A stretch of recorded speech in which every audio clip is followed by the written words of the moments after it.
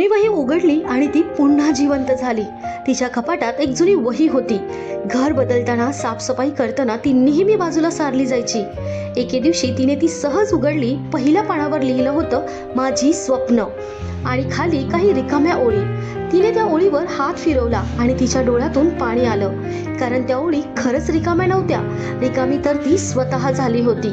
ती पान पलटवत गेली. जगायचे प्लान, शिकायच्या गोष्टी, छोट्या इच्छा, मोठी स्वप्न, सगळं कुठेतरी धूळ खात पडलं होतं. ती शांतपणे म्हणाली, या वहीने मला माझी आठवण करून दिली. त्या दिवशी तिने शेवटचं पान फाडलं आणि नव्या पानावर एकच वाक्य लिहिलं, यावेळेस स्वप्न पूर्ण होईपर्यंत मी थांबणार नाही. त्या दिवसापासून ती वही रिकामी राहिली नाही आणि ती महिला देखील नाही.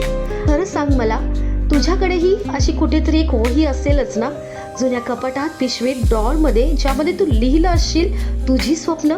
जर तुला ही रील खरंच इन्स्पायर केली असेल तर मला फॉलो कर, कमेंटमध्ये तुझं मत सांग आणि तुझ्या 4 मैत्रिणींना सुद्धा ही रील नक्की शेअर कर.